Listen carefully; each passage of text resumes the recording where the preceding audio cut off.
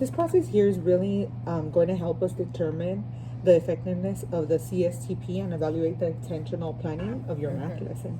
Specifically, we're going to be looking at how the students engaged with the objectives for comparing coin values, using inequalities and solving a real world problem involving decimal multiplication.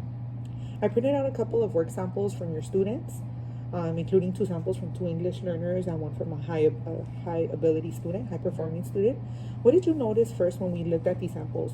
I'll be taking notes as we discuss so we can add these to our document after. Well, one of the main goals was for students to successfully use inequalities to compare values of coins.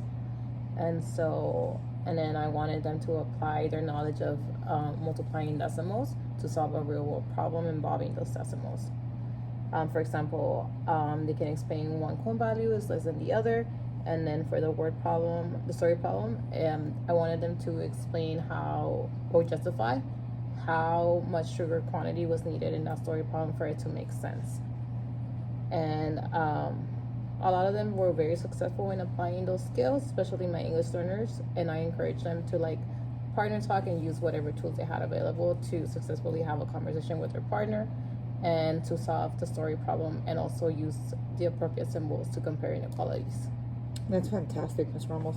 It sounds like the students were not only grasping the coin value concept and comparisons, but also using academic language. So they were intertwining ELD strategies, language strategies with content to explain their reasoning.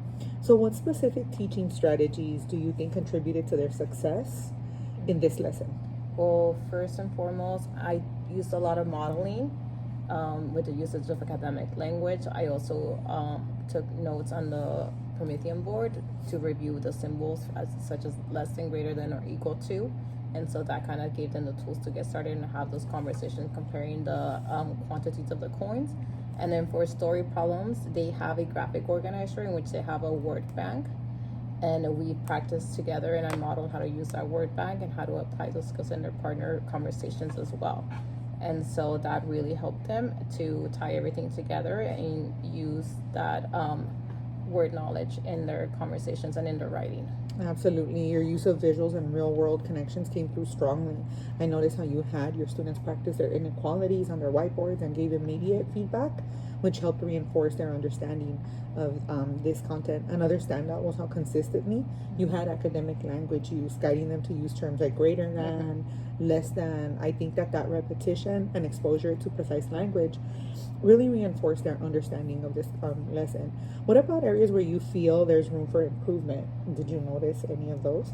Yeah, I feel like pacing definitely would be an area of growth. I may have focused a little too much on the beginning of the lesson, which was comparing inequalities and having that partner practice, which took away some time of their independent work.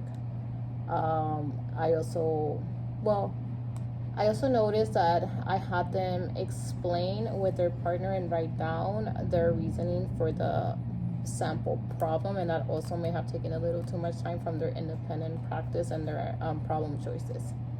So I think that can be an area of growth. Okay, that's great insight on your part. I think that adding a bit more time for independent practice could allow students to possibly apply what they're learning without peer support, giving you a clearer picture of individual understanding, if that makes sense. Yes. Another strategy could be incorporating some additional scaffolds like a decimal multiplication guide for those students needing extra support. I observed that a few students hesitated with the calculations, especially the English learners. Yeah, I agree. Visually, for decimal multiplication would be benefit a lot of the students. I would take that into consideration and use it a lot, especially for the beginning where it's think, pair, share, where they can help each other out and guide each other. So I thank you for advising me to do that. Okay, that sounds like an excellent strategy. Think, pair, share could give students that crucial processing time and allow them to feel more confident in articulating their reasoning. And as you mentioned, the lessons flow and pacing were strong overall. You were able to guide your students smoothly from partner practice to whole group discussion, maintaining high engagement levels. Your clarity in setting expectations was evident in their participation. Thank you for sharing that. I am glad that you were able to see that they were engaged. We really do try our best to engage all of them. And thank you for the feedback as well. I will definitely be applying that into my instruction.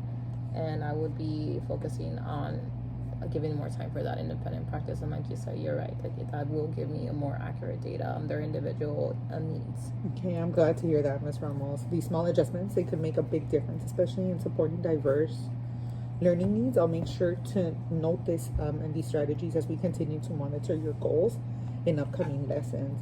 You did a wonderful job in planning this lesson. It was both engaging and accessible to your students. Thank you. Okay. I'm glad to hear that, and all your feedback is very targeted towards helping my students, so I appreciate that.